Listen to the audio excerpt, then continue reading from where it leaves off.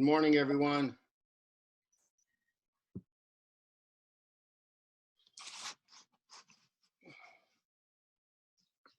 Can you guys hear me? Morning. Morning.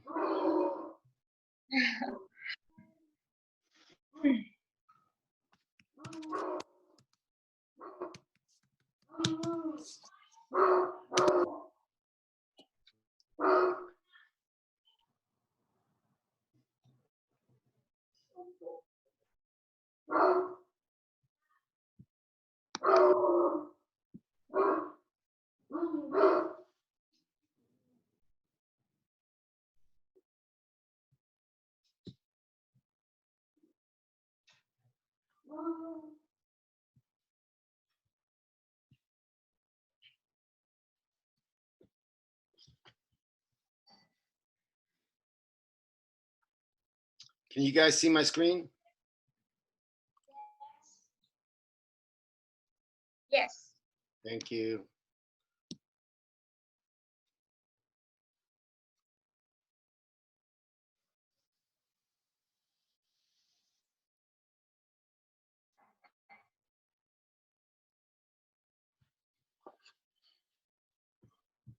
Let me ask you something. I'm going to try and work on this screen that you're looking at right now. So right now you're looking at reading a response, Roman art and architecture, correct? Anyone just say yes or no? Yes. Yep. Thank you. And if I switch to this one, do you get to see this as well? Hold on a second. You see it says Roman architecture there? Ancient Yeah. history? Yes. That's all working. Now let me ask, Professor. good morning. And how about if I switch to this? Do you see a PowerPoint right now? No. No. No. So in order to get to that, I'll switch out of that one screen, go into another screen, so you'll be able to see it.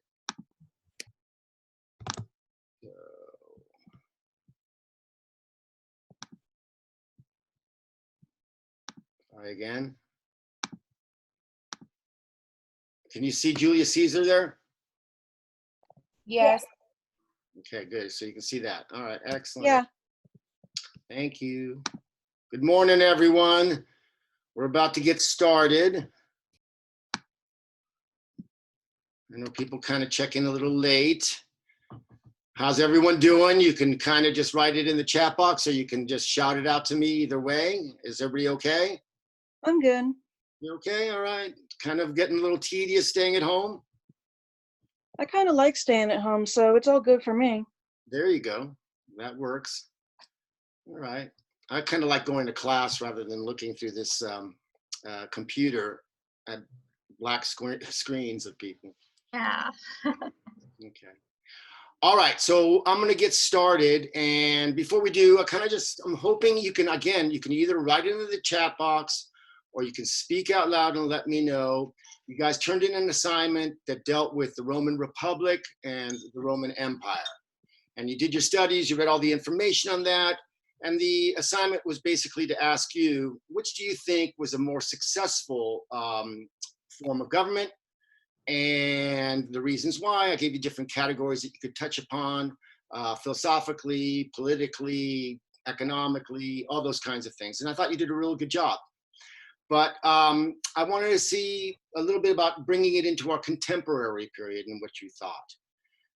It really came down to about half and half. Half of you felt the Republic was the superior form, and half of you felt the Empire was the superior form. So it's kind of 50-50 at this point.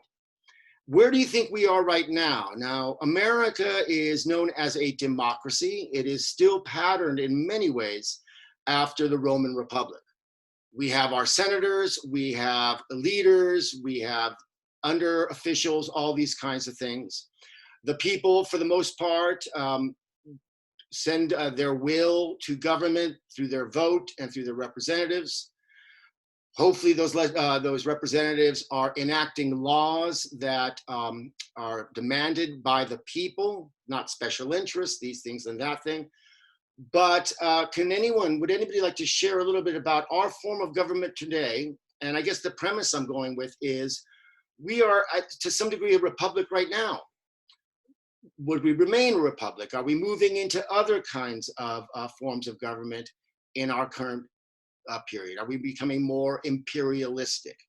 So before letting that kind of sink in a little bit of American history, remember, this is just a warm-up.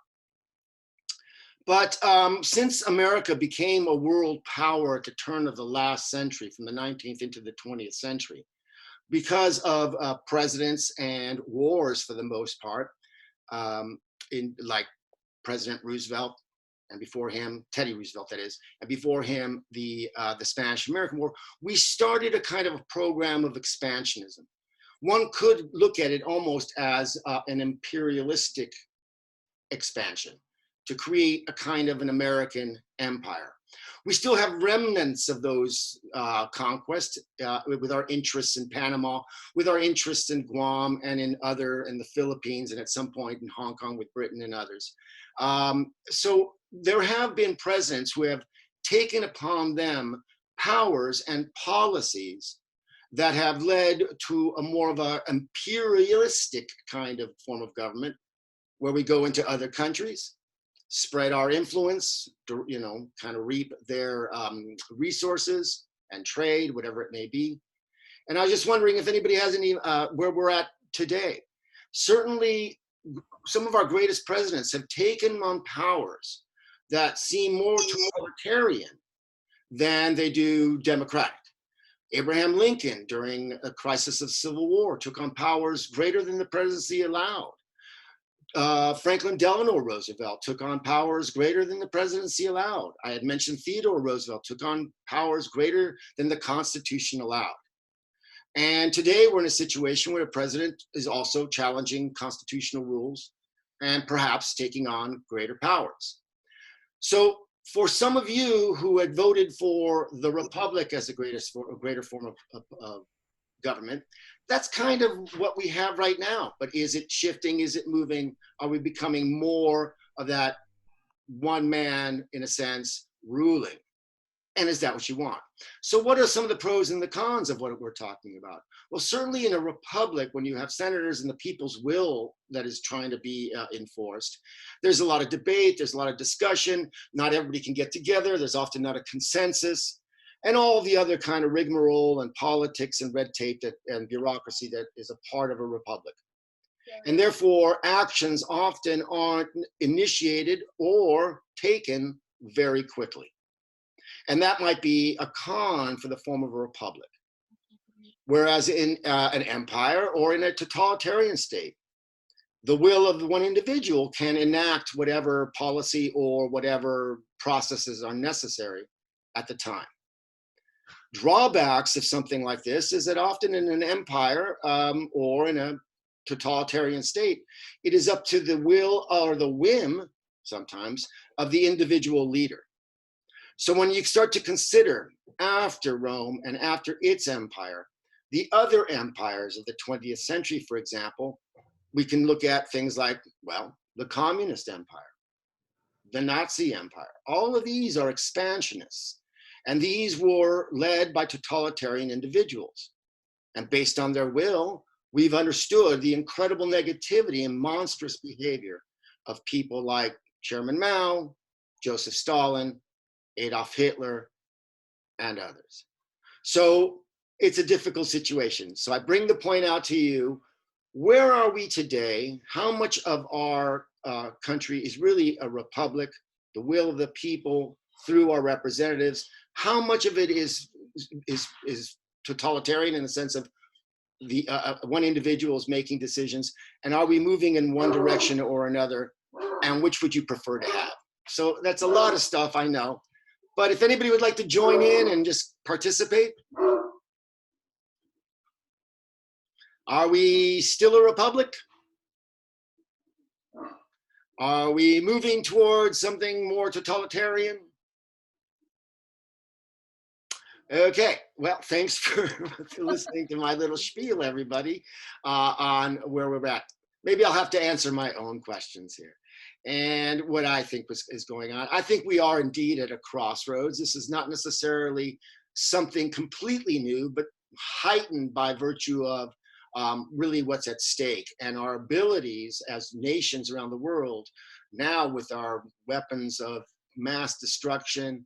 I think that the chance warfare today would be very, very, very, it's always been scary, but at a heightened degree.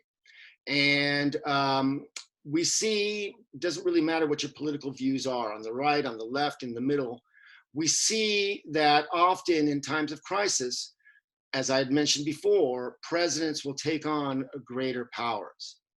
There is indeed, as I suggested, a danger that if the president is taking on greater powers in order to ensure the safety of a nation, or based on the whim of that one individual.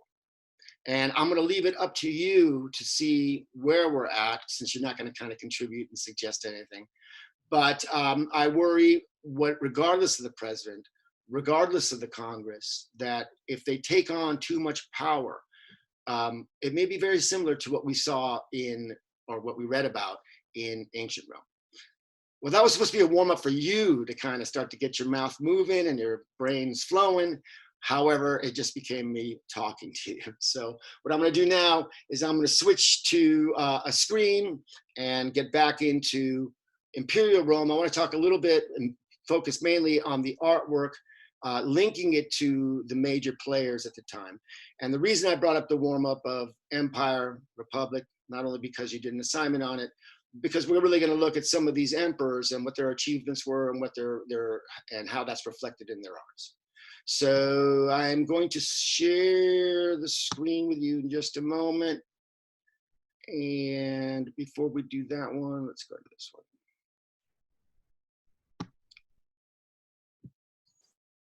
one. Okay, so all of you should be looking right now at a PowerPoint. And there he is, Julius Caesar himself. Let me just do this as a slideshow. And I let you know that at this time, they too were at a crossroads, as I kind of suggested we may be at, when the Republic seems to be failing, as you had noted, for various civil wars, too much infighting, factions, all that. But they had still these great generals and powerful individuals as citizens of Rome, one of which, as we know, is Julius Caesar. And based on his conquest, he had come back into Rome with his armies, had his triumphal marches, but the people, and in particular the senators, were concerned that he may, in a sense, want to make himself dictator, king. I think that all of us agree that it's great to be king. I don't know how great it is to be the subject of a king. But they were very much worried about Julius Caesar. And as we're looking at just these busts, these sculptures, here's the point I want to make in terms of the arts. We're seeing that this is different from the kind of art that we saw in classical Greece. The idealized forms, highly detailed and representative of human beings, certainly, but their faces were not necessarily individualized. It wasn't like you recognize this face on anyone. In that sense, it remained a little bit more symbolic. At this point, with Roman sculpture, we're getting much more individualized, recognizable figures, recognizable features. So we can see and recognize that this is indeed Julius Caesar, and there are many busts of these. And we can see now that rather than symbolic of the greatness of the human form, the human being, we're now seeing a kind of a reverence, as the ancient pharaohs had done, for a particular individual, in this case, this general Julius Caesar. And one can see that when you start to raise statues to public citizens and adoration begins and the propaganda surrounding it begins, it becomes a very dangerous thing. And you get a very popular individual and a populist movement. And so when Caesar re-entered Rome, they were very, very concerned that he would take on, as I said last time, the dictatorship, and so they assassinated him. But the point I'm trying to make is that this kind of sculpture, this kind of raising of the individual human being to a level of greatness is going to become a facet of much of the sculpture that's going to surround the emperors. So here we have, as you can see, Augustus Caesar. This is Octavius originally. He was the adopted son of Caesar, if you recall. He held the final war with Mark Antony and Cleopatra, defeating Egypt and Mark Antony and becoming the first, if you will, emperor, declaring now a move away from representative government to imperial government, to a king, to a dictator, however you want to look at it. He changed his name from Octavius to Augustus, or in a lot of ways was given that name. And Augustus means the great one, the supreme one. And this becomes the beginning of a cult in Rome of the emperor as a kind of quasi pseudo god. We have raised the individual now by virtue of his position, perhaps even his conquests, his achievements, to the levels of a god. And we can see here in the sculpture of Augustus, notice that we're bringing all the great forms from the past, the classical Greek attention to the detail of the human form, the more elaborate qualities as we moved into the Hellenistic period, and the greater dynamicism, sense of movement, naturalism, all of that. But now ascribed to an individual. And we see Augustus here really in the form of superhuman, like a god. And we see here a little depiction of a demigod here, leader of Rome, Augustus Caesar, recognizable features from the family there that follow in part. And I have here the Belvedere, it's just the name of it, Apollo. So the god Apollo being depicted here as a god. And again, in that idealized form, but you can really start to see these kinds of connections. The raising and the exalting of the human being, not as a human being, but as a particular individual to the levels of majesty and of a god. You will see this kind of propaganda throughout history. It is not the first time that a human has been, in a sense, raised to the level of God, even of a god. Even in Greek mythology, we see Orpheus brought up into Olympia as the musician for the gods. We see Hercules brought up as a demigod, mix of all those kinds of things. So this kind of cult, this kind of exalting of the leader to that level, we're starting to see that really happening in Rome, but we still see it today in various posters and various media presentations of leaders around the world, brought up to the level almost of a god. And I think I mentioned this in a Nazi propaganda film by Leni Riefenstahl entitled Triumph of the Will. We're inside of a plane going through the clouds in the sky, coming down upon a massive rally in Munich. And Hitler is in the plane coming down from the clouds like a god to this incredible adoration. And there are countless examples of this stuff, but I just wanted to make that connection. And again, look at just if you want to look at aesthetics, just the sheer beauty of the forms of these sculptures. They're quite magnificent. Again, they were not painted. They're monochromatic. They're in their natural marble because even though they're copying the forms of the Greek sculptures, they thought that they were actually white and not painted, so they followed that form. I'm just showing you again now, as we move away from Augustus Caesar, who's already raised the supreme one, we're moving into other, let me just go one more because I want to get into kind of the order of things, into his son, Tiberius Caesar. And as I mentioned before, he was the emperor at the time of the crucifixion.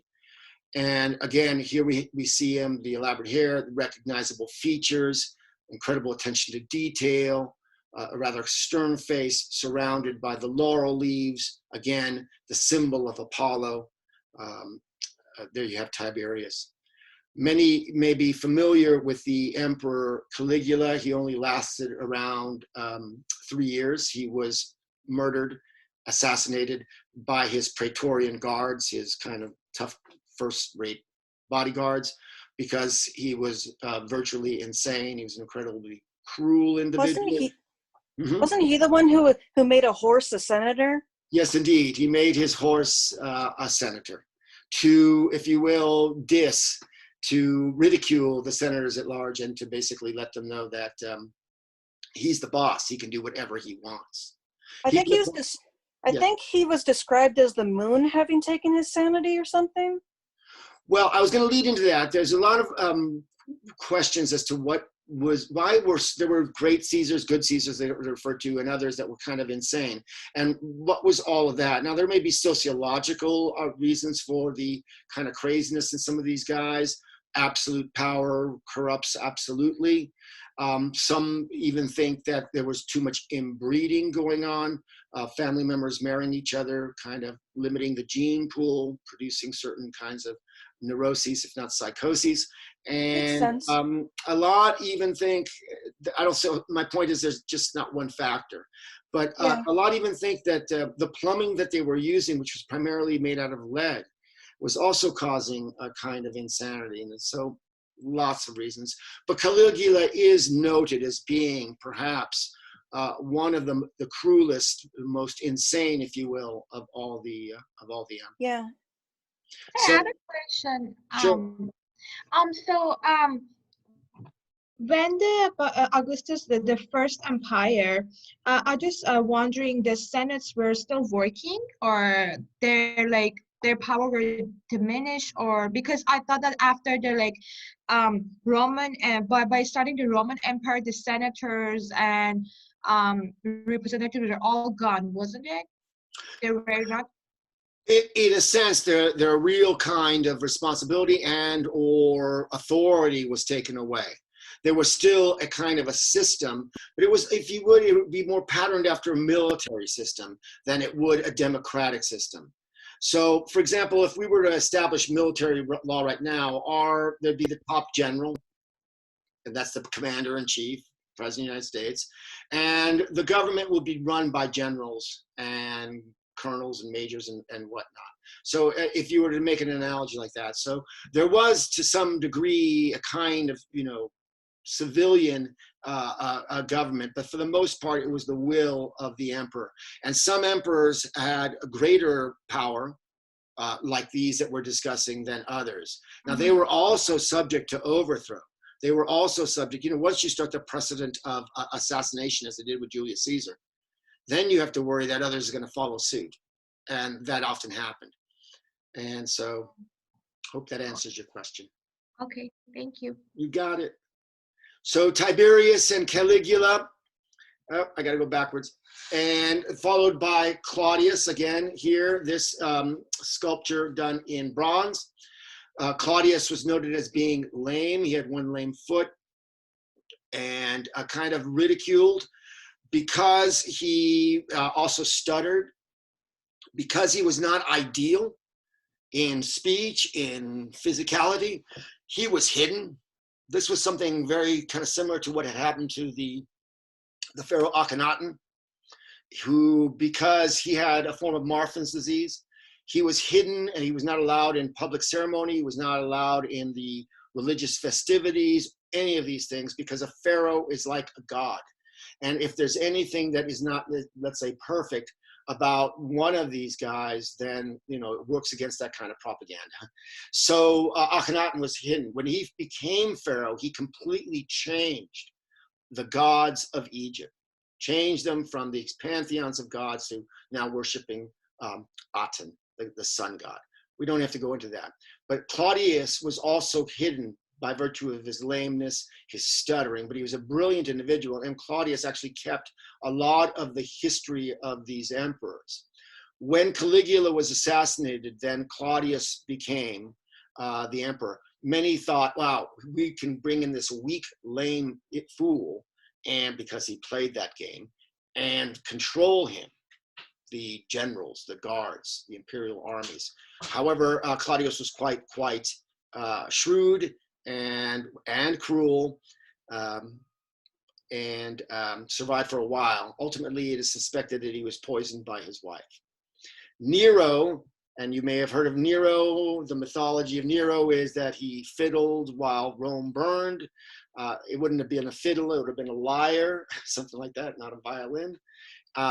Again, one of these kind of cruel, relatively insane, as his history tells it, individuals, kicked his pregnant wife to death, all kinds of terrible things, had relations with his families, as many of these emperors had done as well, leading to a long line. Again, look at the point being is if we go through these faces, recognizable individuals. By the way, this Caligula here, he actually went around Rome decapitating sculptures of the gods, both Greek and Roman gods, and forced sculptors to put his head on top of all of those gods. I saw a picture the other day, I'm sorry, I get a Photoshop picture that that President Trump actually sent out, where he photoshopped his head on top of either Rocky's body, Rocky the boxer, or Rambo. I forget exactly which one it was, but it just struck me as funny. Maybe not so funny. One of the great emperors was Marcus Aurelius, and he was a Stoic, and he was a scholar, and he was a soldier. And so all of these things, and again, you'll see many sculptures around Italy of Marcus Aurelius on horseback or as scholar or whatever it may be. All of those of you who had seen the movie Gladiator, Marcus Aurelius is the emperor at the very beginning, the kind of aged emperor who will die. His son Commodus, again, losing power, is the one who was killed by Russell Crowe at the end before he dies. Again, not a very good emperor, but again, recognizable faces coming out of the past, thousands of years ago. The amount of authority and ability that these individuals possessed, I shouldn't say ability, some had greater ability than others, was enormous. Continuing with the art, this is what it is, a bas relief, B-A-S, relief. As I mentioned before, carved out of deeply. This is it's a high relief. The figures come out more, but still a part of the Arapacis, the altar of peace, the Pax Romana that was initiated by Augustus. We saw some of these images here from the altar of peace in Rome. Symbolic figures representing bounty, representing liberty, representing Rome. This is a reconstruction because we only have fragments of the Arapacis, and this is what it kind of looked like.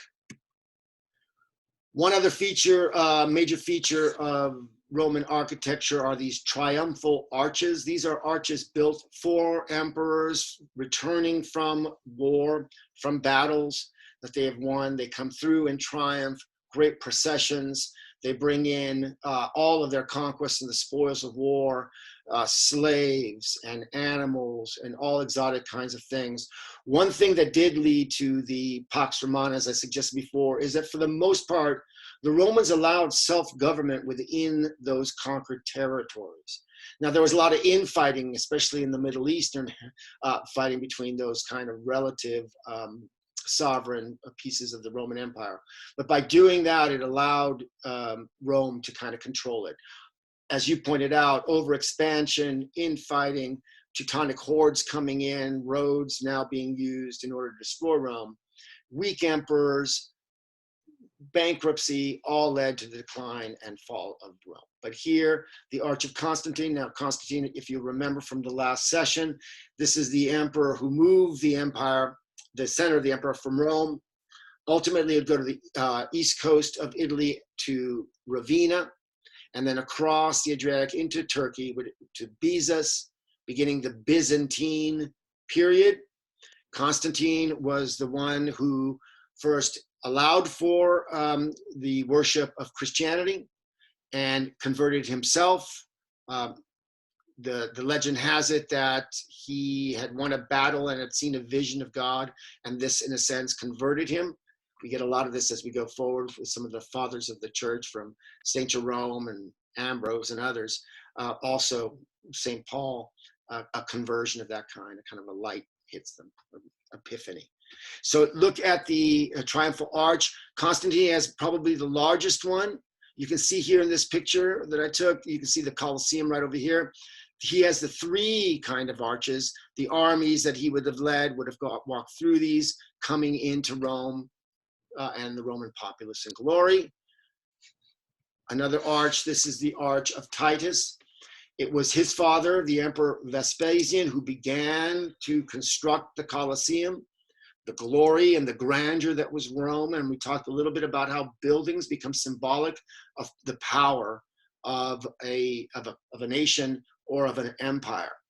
Our buildings, whether it's the Capitol building or the World Trade Center that we used to have, or the Empire State Building, these become representatives of our power. They become some symbolic of our land. Even like when you go to Disneyland and you get a Disneyland map, right? You have Fantasyland, you have Adventureland, you have Tomorrowland. On the map, you'll have a little figure of the major ride there. So for Tomorrowland, it might be Space Mountain that represents all of that land, its greatest glory, whatever it may be. Here in the Arch of Titus is interesting as well, because the subjugation of Israel, one of the last major holdouts, was on Masada in Israel, and the Roman legions had come in to try and finally take it, which the son, in this case Titus, of Vespasian finally conquered and destroyed the temple in Jerusalem. And you can see on the inside of the arch, I think I have a slide for you on that. These deep reliefs are really about the conquest of Jerusalem and the taking of the temple, that kind of battle. And this was a triumphal arch for that. So yes, here's a detail I took from inside the Arch of Titus and the conquest of Jerusalem. As you can see, the Roman legions taking a menorah, the candelabra that's used in the temple, away and bringing it back to Rome. So end of that situation. Rome took over. I had also mentioned to you these other architectural features like the baths, and that these baths were just more than just go and clean yourself. And the idea of baths is an ancient idea.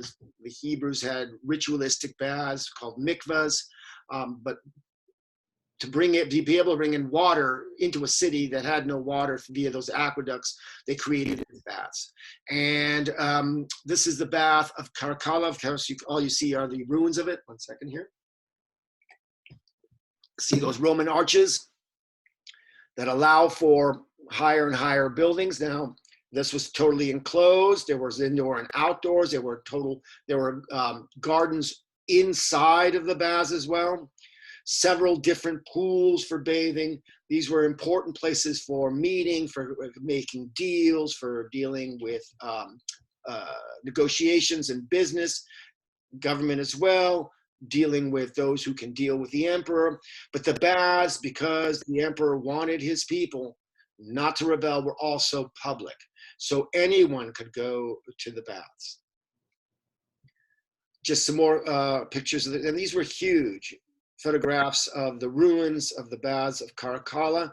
Right next to the baths of Caracalla, if you were to go to Rome today, across the street, is what was known as the Circus Maximus. And it looks like a fantastically large field. There are no ruins left, you just know where it's at. Like a giant track that you would have, that you run. And it was there that you would have your chariot races. It was there that a lot of gladiatorial fights, bear and lion baiting, all kinds of persecutions, all kinds of political foes, as I mentioned, gladiatorial bouts were taking place there. But here are some more images of the Baths of Caracalla. Inside, took photographs of the mosaics.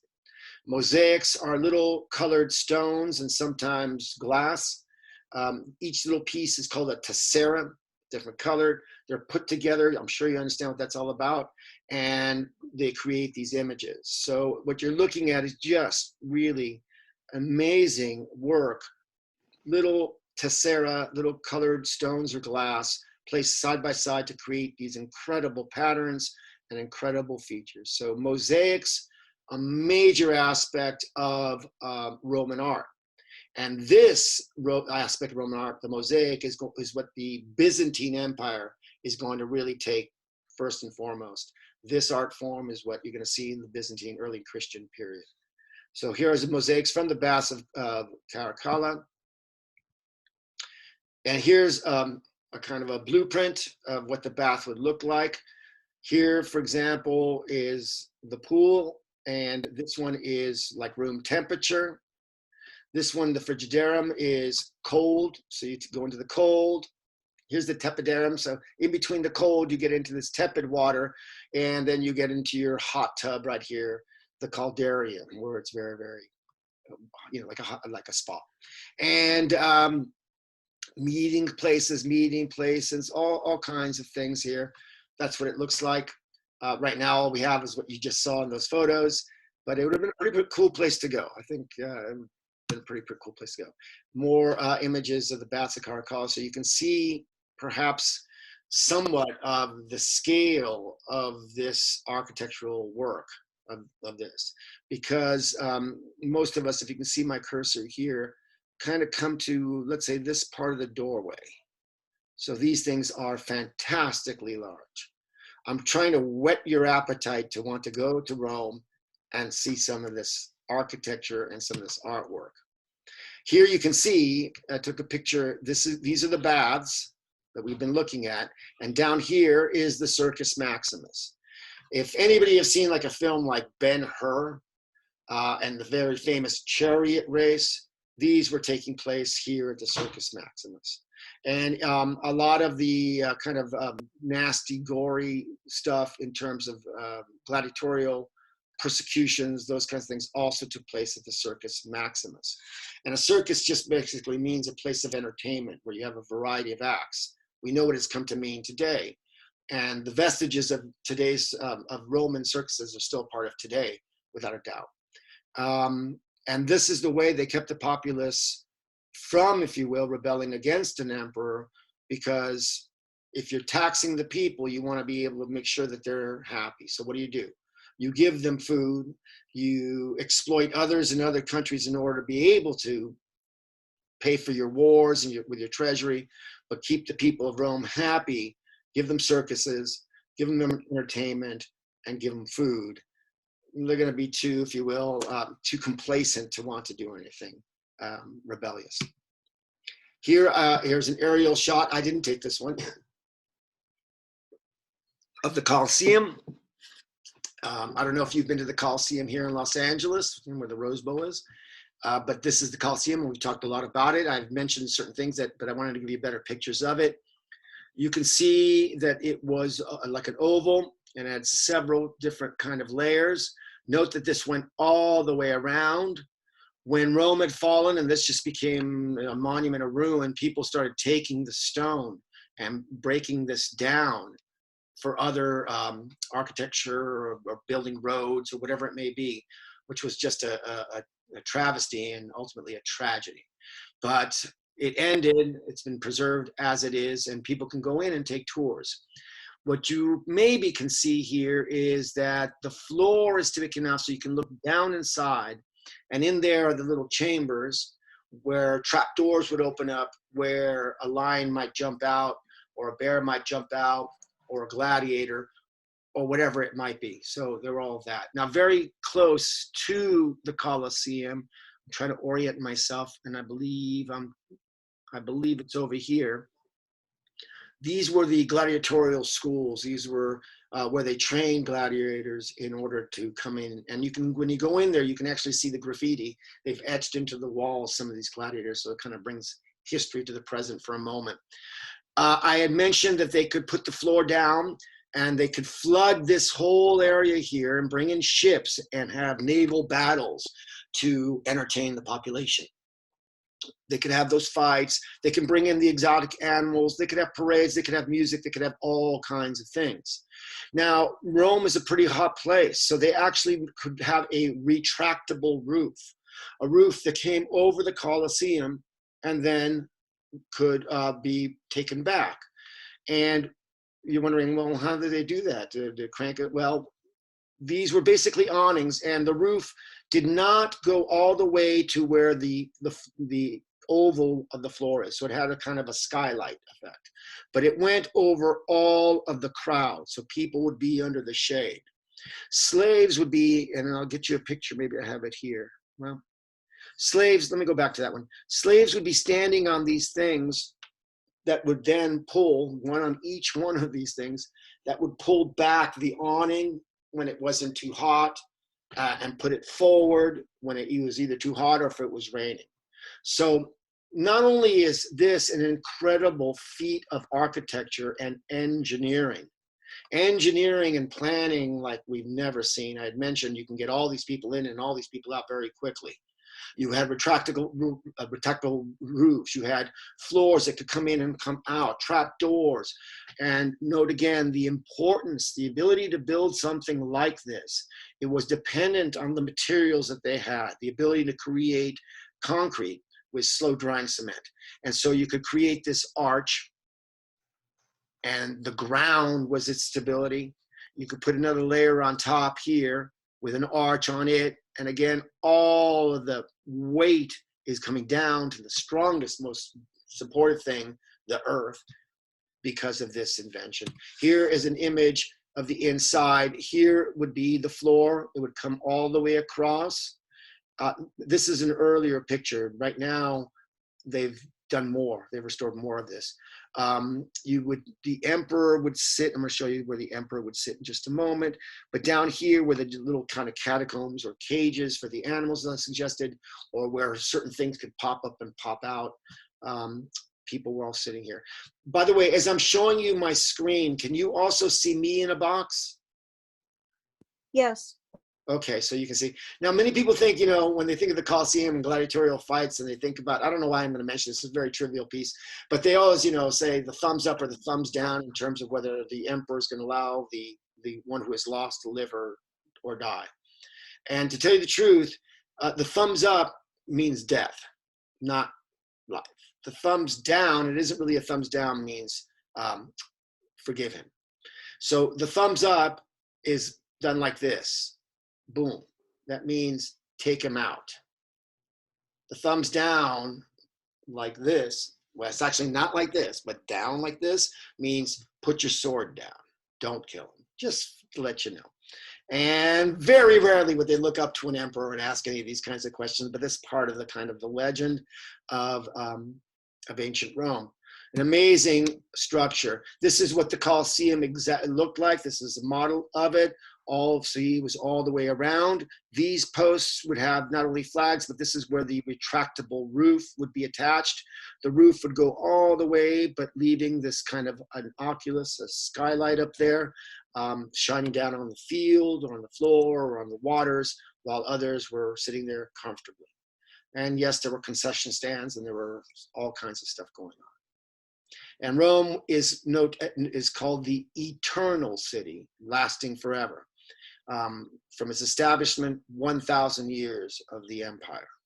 And when people talk about a second empire, and we think maybe of Napoleon, and then unfortunately in dictatorial states like Nazi Germany, they called it the Third Reich, the Third Empire. Those kinds of things were patterned after Rome. I'm giving you a shot of the actual roof. On these little stands right here is where the slave would stand. All through this thing, ropes would be pulled through these, allowing for the retractable roof. Here you get a little closer image of the arches. This building is completely extant, completely intact. And we talked about it the other day, the Pantheon. I'm also noting this, in front of what will become Christian churches throughout Rome, you will find an Egyptian obelisk. Before they were Christian churches, they were, I mentioned this before, Roman basilicas. They were secular, they weren't religious in their nature. They weren't temples in any way. But those basilica, those meeting houses, those halls were then converted into Christian churches. Before that, Rome, remember, Julius Caesar and then finally Augustus Caesar had conquered Egypt. And they took from Egypt these obelisks. And in front of almost all of the former basilicas, now Christian churches around Rome, you will find Egyptian obelisks, almost testimony to the taking over that entire culture. I'm showing you the Pantheon because it is combining so many architectural features. We're seeing the Corinthian columns, like the Parthenon in ancient Greece that we've also looked at, the use of the triangle, the Pythagorean triangle as an entranceway. We're seeing these circular forms here, and these circular forms are going to be the starting point for the architecture of the earliest Christian churches. Before they go into the cruciform, they're going to be circular churches, but not a big deal. A cylindrical and done to such mathematical perfection that an entire perfect sphere could be placed inside of what then becomes a square. So you have these geometric patterns, you have triangles, you have squares, you have cylinders, you have spheres, all in one building. Pantheon, pan means across, theon, theology, God, all gods. Today it's, in the Renaissance, it became a more secular building, but that's what it originally was. I'm showing you another photograph of the Pantheon so that you can see a little bit better. This facade here, very classical Greek. This cylindrical form that's going to become very important as you move into medieval, Gothic, and then Romanesque, and then later Renaissance forms. And inside, I'm going to show you another photo, is a dome, or rather on top there's a dome that forms what will in the interior be what would be a perfect circle. So we're looking at it from the top right now. And so this little hole here is called an oculus, ocular, like an eyeball, an eye. And as I said before, the sun comes in, its rays will then go around interior, highlighting with their tombs in there. People are buried there, highlighting the different tombs throughout the day. So what I'm suggesting is that a perfect circle could fit inside of this figure. Here we are on the inside. You can see the circular quality or the cylindrical quality. You can see the dome that if it actually went all the way down would fit perfectly inside of this. Pretty elaborate. These are different mausoleums, tombs of famous people. Sun would come through here, highlighting things. Here I'm showing you a schematic of that. So here's the front, the Greek portion, the cylindrical quality here, the dome. So this is somebody sitting down there and using geometry. They're using those Greek forms. They're using mathematics. They're making all this application. But now to move away from just post and lintel, to make this a functional building, something someone can occupy, utilize, creating as much space with as much stability as is possible. Here's a photo of the oculus from inside, so you can kind of see the sun coming through there. And you can see how the sun is will rotate as throughout the day, highlighting the different areas. Another area, we're still kind of looking at architectural and artistic features, and I want to focus a little bit on this right here. So we've had triumphal arches, we've had temples to the ancient gods, basilicas. A forum is not like the building that we have in Los Angeles, the Forum. A forum is an area where people can come and go, kind of like an agora is another word for a marketplace. In ancient Greece, it was an agora.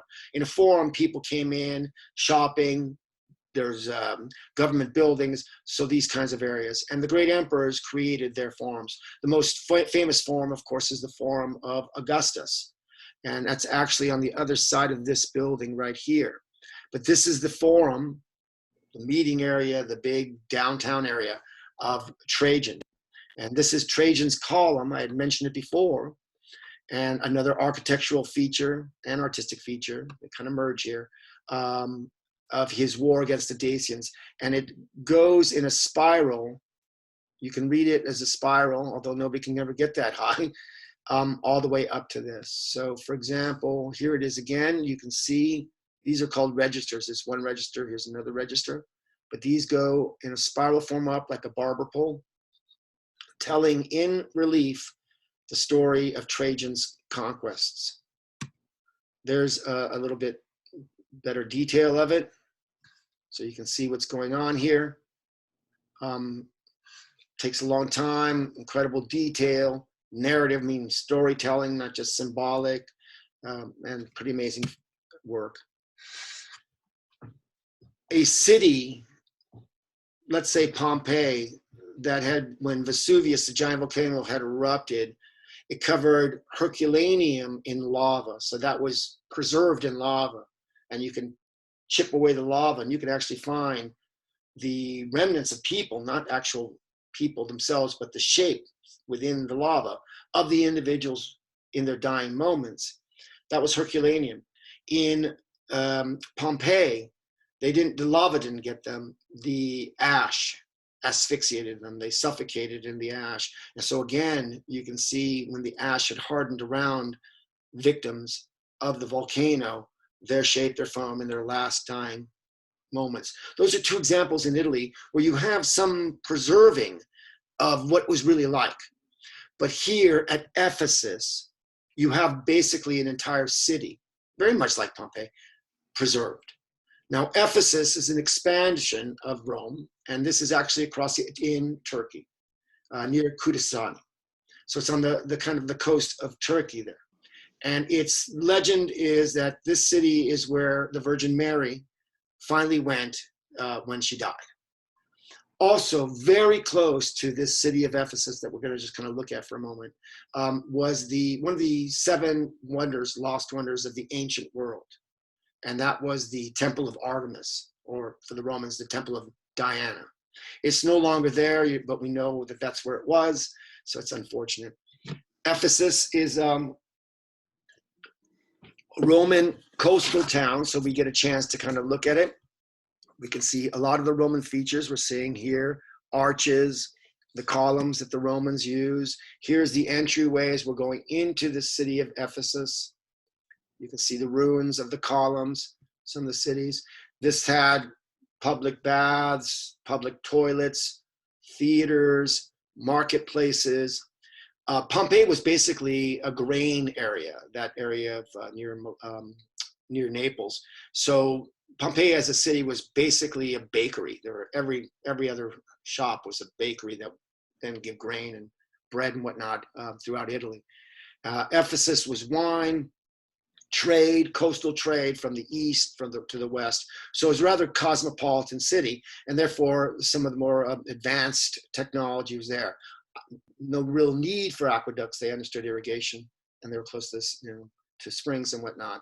But public, as I said, toilets and whatnot. Here you can see walking into the city. Now back here is a giant marble facade of the theater and the amphitheaters there. So remember, being a cosmopolitan town, they're going to have their industry, they're going to have their businesses, but they're also going to have their arts, their entertainments. And this was a very famous theater at Ephesus and a very famous amphitheater as well that you're going to see. So that's it, and it's completely extant. This is the facade of an ancient theater, Roman. I'm just taking photographs of the different, if you will, composite architecture now. They're taking Greek, they're taking now, because of the arch, Roman. All of this is then going to lead to Gothic architecture, where the Roman arch which is kind of rounded, obviously. When they start to become a little bit more pointed at the top, that's what's going to start to define the Gothic period. Later on, when you get these pointed domes, we're moving into Ottoman and then Eastern forms, all kind of working together. I'm taking more pictures here for you of the theater at Ephesus. Here is a close-up of one of those arches, and seeing now that they've become quite elaborate. This is the touchstone that I spoke about. As this side is being built and this side is being built, when you place this stone in there, that wedge-like shape, that tightens everything. And if you push down here, if you press the weight down on this, it just drives that wedge tighter and tighter, but the force is now being radiated down the arch to the earth, or to the other platform, which is down to the earth, and so on and so forth. So you're starting to get higher and higher buildings. There's a picture of me. I took a trip to there. Okay, we talked a little bit about mosaics. So look, I'm just showing you some artwork here. The mosaics of a lion. Anybody like that? Would you like to have a plate like this? Let me know you're still there. I think it looks very cool. They are very cool. People, like, if you look at Italian pottery today, from Venice or other places, you're going to see, oh my goodness, this is what I want. So here we have a little warrior. Actually, I believe this is an Amazon. One other form that we don't have many of is what's called fresco, which is like a wall painting. Now, fresco is going to come back very, very big by the time we get into the 14th century and the Renaissance. But what a fresco is a wall painting that's painted on fresh plaster, wet plaster. So the artist would put some wet plaster here and then use the pigments and paint the image, which would then dry with the plaster and become part of the wall. Sometimes they would paint after fresco and seco. If you speak Spanish, and seco, dry. Fresco, fresh or wet. And seco means they would apply paint afterwards to the drywall. But because these were paintings on walls, and because they were frescoes, you can see how they become damaged and they fall apart. Not only that, this one was indoors. If this were outdoors, the sun would have bleached it. We'd have nothing left. It would have faded. So there's very few actual painting and fresco that we can find from this period, from Roman period, which is unfortunate. So we get a lot of sculpture, we get a lot of architecture, we don't get a lot of painting. Now there will be some paintings on panels that we can see in just a moment, but full-on paintings we will not. One of the great frescoes that did survive is that from the palace of Livia. Livia was the wife of Augustus Caesar, Caesar's wife. And one should also note that in the Roman period, women had a lot more say, if you will, than in the Greek period, where they were just basically treated like slaves and had very little say. Caesar's wife had a lot of say, and women did gain some authority and some power within this system, but certainly not enough, and then it was squelched. We're fighting to get it back now.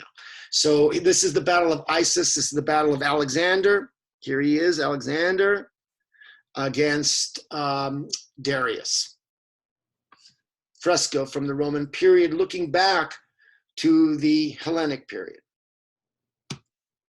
Another mosaic, which is, these do get preserved because they're stones and gems and whatnot. Roman women. And again, for them to be the subject of painting and not to be a goddess or a Venus or a this or that, but just a citizen, suggests again that women did have power and position in Roman society. I'm just going back to the Etruscan Apollo. This was the earliest art in Italy that we had mentioned before, to when we get, just as I showed you the geometric period of the ancient Greeks till we get to the classical period. I wanted to show you the earliest forms coming out of Italy in terms of human forms. Let's go back to it. There's that quizzical little smile. What's he smiling about? not really identifiable, recognizable individual, certainly a body, certainly a human being walking forward, all that kind of majesty. But by the time you get in the Roman period and they're discovering what the Greeks were doing, you're getting this Roman Apollo playing his lyre. A sculpture of the Roman Sabine. I told you the story of the rape of the Sabine women. So here is a sculpture, the drapery, the sense of the forms of the body underneath this marble. The drapery itself is almost liquidy. This craft will be forgotten and then relearned by the time we get into the Renaissance. Also, by the end of this Roman period, sculptures in the round, freestanding sculptures like this, will be gone for 1,000 years. And then the first freestanding sculpture will be by Donatello in the 15th century. So this kind of art, sculptures like this that you can walk all the way around, that are detailed all the way and freestanding, you won't see after the Roman period. There's many reasons for that. Mainly is because the Christian era will take over, and this will be viewed as a form of idolatry. To create sculptures of people as gods will become a form of idolatry. There'll be a big, as the church is developing, they will start to destroy these sculptures because they are blasphemous or heretical. Roman Sabine. Here's another one. You can see again the Hellenistic, kind of tempered down, kind of brought into a more natural and I won't say calmer, but more balanced form. This is depicting Menelaus. You may remember him as the brother of Agamemnon. He is the husband of Helen. Here's Menelaus, and he's holding up the body of Patroclus. You may remember him. He was the good buddy of Achilles. He ran out with Achilles' armor. Hector killed him. So there's the depiction right there of Menelaus and Patroclus. Again, Romans looking at their Greek heritage in a lot of ways, drawing from the Greek mythology, drawing from the Greek epics, converting it into a kind of a Roman statement. Look, Brutus in bronze, you can start to see now what some of the bronze sculptures would have actually looked like if you walked into Rome, because this one has been preserved with these eyes of lapis lazuli and gold rims. It's kind of, wow, this thing looks hyper realistic. The patina of the green has kind of changed the look of the bronze, but I mean, highly recognizable, individualistic, naturalistic view of, in this case, a very affluent and powerful individual, Brutus. I don't think I'd want this in my house. To go along with these ideas of the sculptures now representing not idealities like we talked about, not idealizing figures, but realizing and making them more realistic. Also, the figures aren't going to become just symbolic of gods and what they represent anymore, but of everyday people. We started seeing that in the Hellenistic period, and it continues in the Roman period. But you will still have the busts, the sculptures of the affluent, of the powerful, but recognizable individuals. Here, a plebeian, a person from just the common classes, a boxer, done in bronze. So hollowed-eyed eyes. Notice it's probably after the fight. There's a weariness to him. There's an age to him as well. This is not a young boxer on his way up. This is a boxer on his way down. Looks up to maybe his last hurrah. That's the past. That looking up like that while the rest of the body is, while the rest of the body is kind of slouched over like this, suggests that the best times are behind him. He hasn't gotten all the bandages off. Certainly you can see the former strength and vitality of the figure, but there's a kind of almost like a silent sigh or pain coming from the face. I don't have another image of it where I can get you to the ear here. You can see that it's been mangled. Anyway, the sculptor really viewed this, really looked at this, looked at what a boxer's face would look like, what his ears would look like, what his broken nose would look like, what the anguish of the aged boxer, what he would look like. I guess he doesn't look anything like Rocky. Here is an image, a bust of obviously someone affluent. We're not exactly sure it is, But again, rather than smoothing over figures, rather than idealizing the forms, rather than espousing the greatness of a human being, you know, like how infinite, like a God, instead we're seeing the real, what human beings are. And that still has its dignity. One doesn't have to idealize it to make it superhuman in order to see the dignity of what it means to be a human being. And here we see the marks of age. Again, this sculptor has really looked at his subject. Every single wrinkle, nothing is hidden. There's not an attempt to Photoshop this, or this isn't going to be your high school senior photo that they're going to take all the zigs off of. They're going to show you what the figure looked like. Often they did use these kind of blank eyes. It has a tendency to be more calming.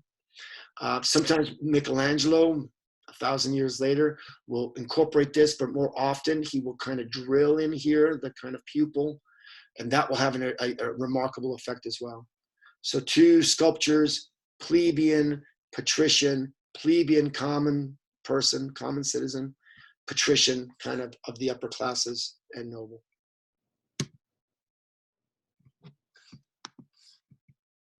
Again, just busts from this period. This woman, possibly Livia, wife of Augustus Caesar, we don't know. Look at the elaborate headdress, hairdo, incredibly coiffed, the attention to detail of all of these curls. Again, recognizable features, certainly softened, certainly beautiful, but not a type. If we saw her, certainly with that hairdo, walking down the street, we might recognize her. Sculptures of those whom they conquered, in this case, an Ethiopian. Sculptures of their warriors, sculptures of, again, noblemen. I want to look at this one right here, and maybe you recall this. I don't know if any of you did, but if you watched one of the first videos I let you see, which was the Sister Wendy, dealing with a cave painting, then she went into Greek art, and then she went into Roman art. She showed us this painting here. And this was a wall painting. This was a fresco in Pompeii. And since it was indoors, and since Pompeii, in a sense, had been preserved, some of these frescoes were preserved, and so we're lucky to have them. And this one was known as the Baker and his wife. And it's amazing what these individuals were capable of doing, because these are incredibly recognizable faces. The true test of a portrait is not that you represent the figure as they look so well, as much as representing their interior life. Can you look at this figure and read an entire life within them? And Sister Wendy does a great job of talking a little bit about how this must be a new marriage because they're really not, they're kind of still awkward with each other. They haven't really gelled together just yet. How he's eager, he's like new and happy. Look, I've got my bride and I've got my title deed right over here. And yet she's got this little pen here. And she's definitely, this look is one of intelligence. This one is one of eagerness. And as I think Sister Wendy said, his face hasn't grown into his ears yet, but there's a sense of a life behind those eyes, of an incredible eager expectancy. And when you consider that they would never really gel because the volcano is going to take their lives, it's pretty interesting to see these faces coming from a wall from so long ago.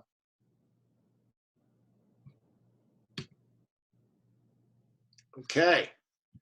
So that was primarily the art of I'm going to switch the screen in just a moment here. So let me get out of here. Hi, everybody again. From the period, and I want to go to a different screen share for just a moment. Just to kind of nail this stuff shut. Everybody see Roman architecture? Yes. Okay, so this is a link that you can look at, and you can just kind of scroll down, as I'm going to do right now, so you can see what their major features are, like triumphal arcs. We saw Constantine, we saw Titus. The aqueducts, bringing water into an area that didn't have it so you can create a big city. Imagine this. There's no reason for Los Angeles to exist.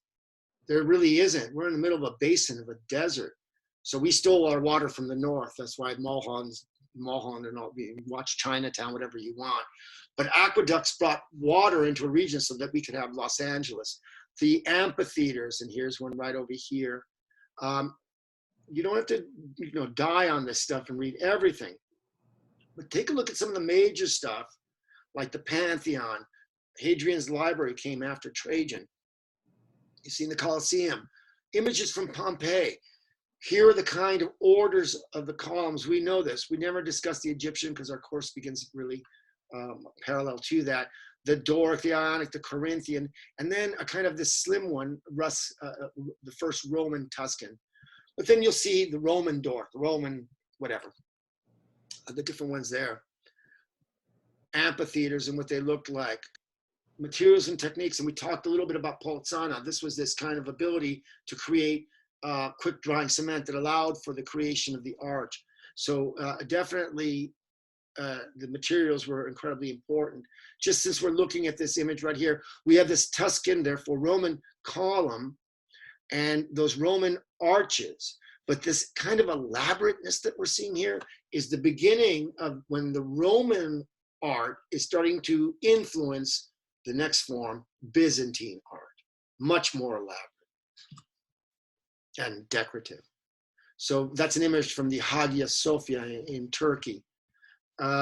Just moving down, there's your Pantheon again in Rome. Some of the famous architects and individuals who were responsible. This is an image of an aqueduct over here, just kind of going through these things. These are the basilicas that I spoke about. They were marketplaces or meeting town halls. These basilicas will at some point be turned into Christian churches as we move forward. Oops. We have the baths. You can read about those if you want.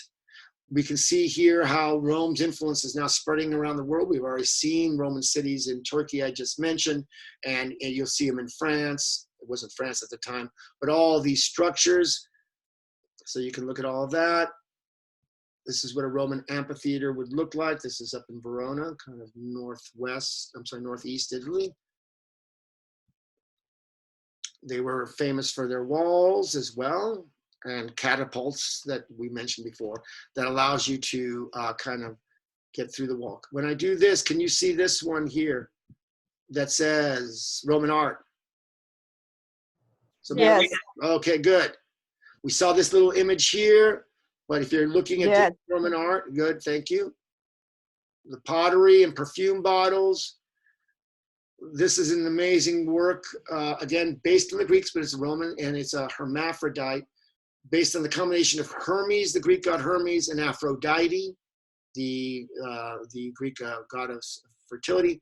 Hermes, Aphrodite, hermaphrodite. It's an individual who has both male and female genitalia. This is sleeping a hermaphrodite.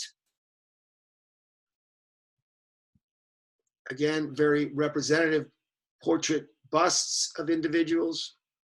It's showing up for no reason. Here, I believe this is a fresco. Yes, it is, from Livia's Via. So Livia was, remember, the wife of Augustus Caesar, the first emperor. She had a fresco in her house, and she wanted to make it look like it was outdoors with fruits and birds.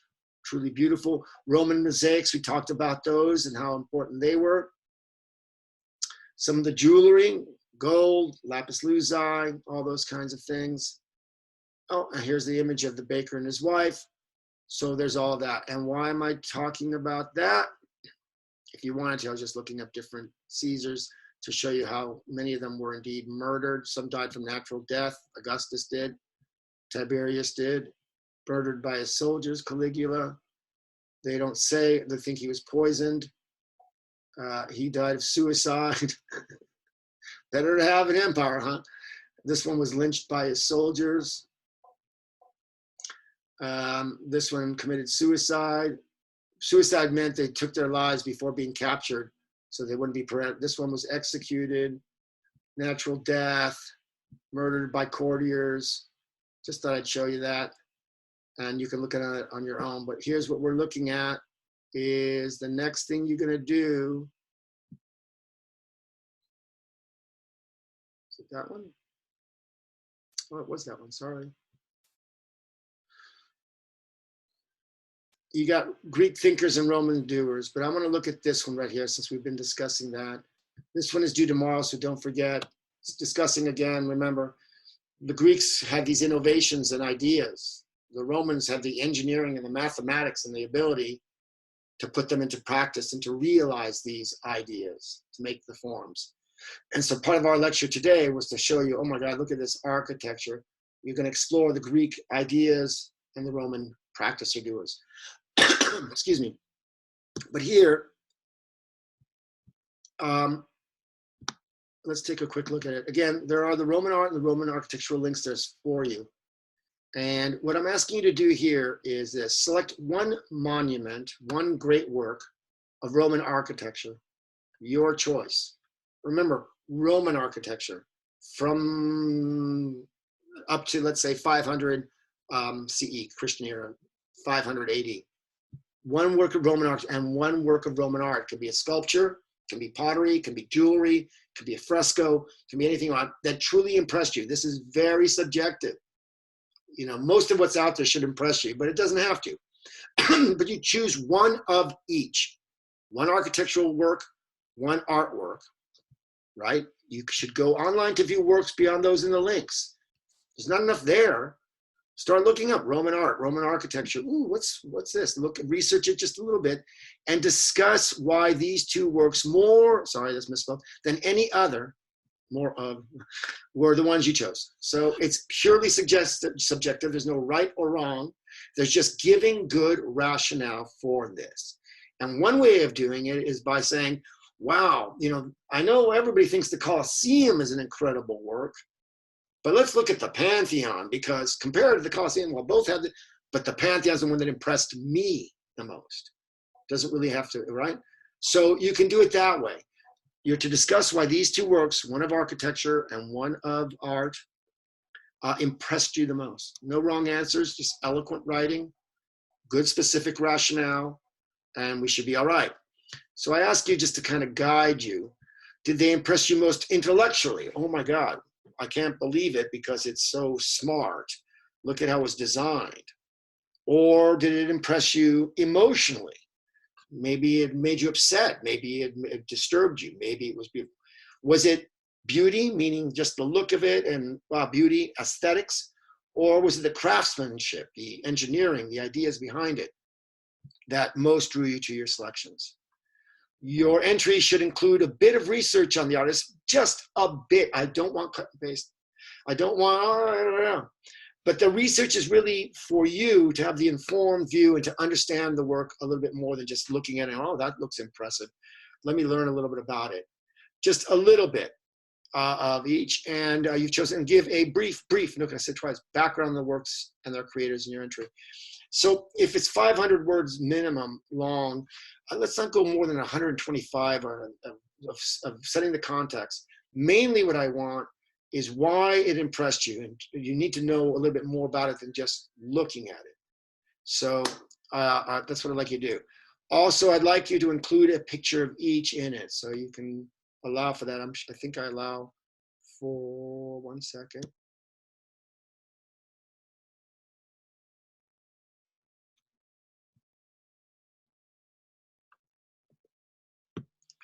It should allow for you to put up a picture. People start to get stressed out. They worry about that. I couldn't get the picture in.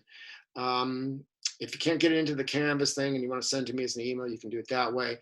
If you can put the picture in, fantastic. If you really can't, well, I won't mark you down. Give me clear title so I can look it up myself and see what you're talking about. So what we're looking to do for the Roman, for the 7th, for tomorrow, is this. Do I have that right? Yeah. No, sorry. No. This one is due May 11th. Sorry about that. You've got like, what, 5 days or something like that for that one? But the one that's coming tomorrow is the one on Greek thinkers and Greek doers. Do any of you have, Roman doers. Do any of you have any questions on either one of these two assignments? Okay, good. Note that on the 15th, yes. I'm sorry, I didn't catch that part about taking a picture. Can you repeat that one more time?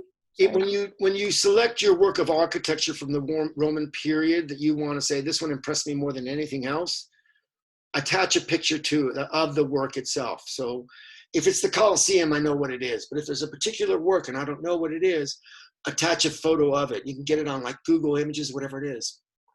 If you have any problem doing that, give me the title of the work, of the work of architecture or art, and I can look it up on my own. Okay, thank you. Okay. So this one is just, around the corner tomorrow. You got today and tomorrow to do it. This one is coming up, so pace yourself. This one might take, as I mentioned the other day, some time.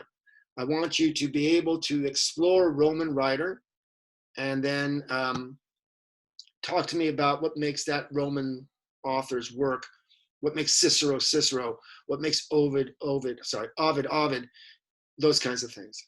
And we'll have more time to discuss that because we have time to write this. If there are no questions, and many of you are very reluctant to ask questions, then we're just going to say goodbye because it's almost that time. Any questions? No, no questions. Thank you. You're welcome. Thank you. You're welcome. Thank you, Professor. Have a good one. Take it Have easy, a good guys. weekend, Professor. You too. Thank you. Great Bye. weekend.